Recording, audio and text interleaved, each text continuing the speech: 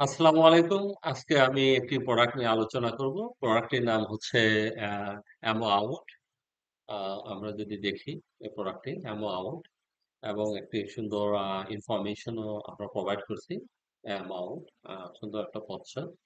আসলে অ্যামো আউটটা কেন আ দরকার এবং এটা কি সেটা নিয়ে বেসিক্যালি আলোচনা করব। আ অ্যামো আউট হচ্ছে a high risk content of the glycol. Glycol, যেটা come from the plant source, that is Yucca acidicara extract and very high concentration. Scientifically, যে concentration থাকে, it is very effective uh, to control the ammonia in the pond water.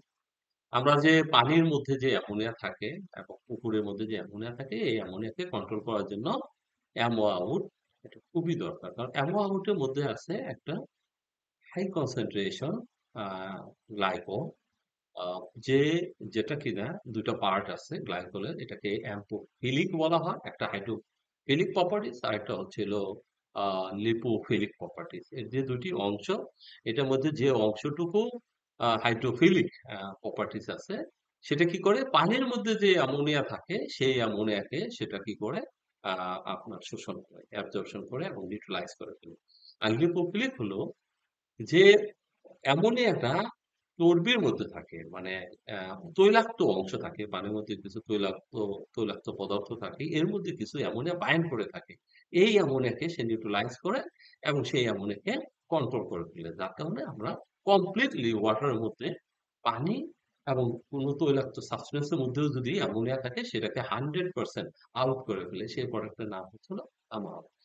বর্তমানে শীতের মৌসুম চলছে। এই মৌসুমে আমরা জানি যে আ মাছের চাষের ক্ষেত্রে পানির মধ্যে প্রচুর পরিমাণে অ্যামোনিয়া প্রোডাকশন হয়। কেন?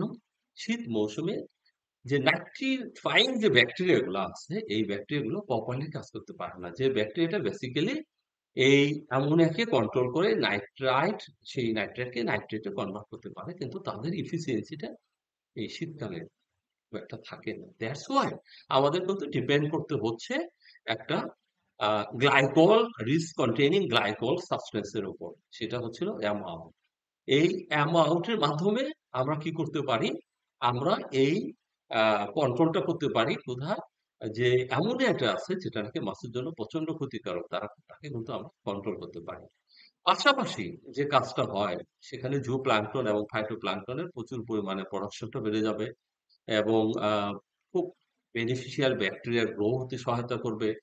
অ্যাজ ওয়েল অ্যাজ যে পুকুরের নিচে তলদেশে যে সমস্ত ক্ষতিকারক গ্যাসগুলা থাকে, একদম অ্যামোনিয়া, নাইট্রাইট এবং আরো যে সমস্ত নক্সাস, হাইড্রোজেন সালফাইড এদেরকে সে কি করে ডিকম্পোজ করে ফেলে।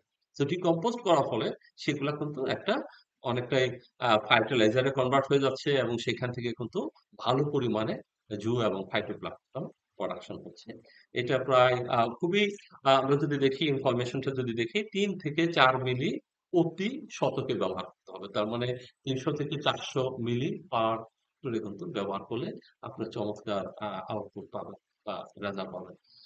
আশা করি আমাদের এই প্রোডাক্টটি ব্যবহার করে আমাদের খামারি ভাইরা উপকৃত হবেন। আপনাদের সেবায় আমরা এভারেস্ট টেক্নোজেনিক্স এই অ্যামো আউটটা নিয়ে এসেছেন এবং আ আমাদের দেশের এই মৎস্য শিল্পের বিকাশ ঘটুক।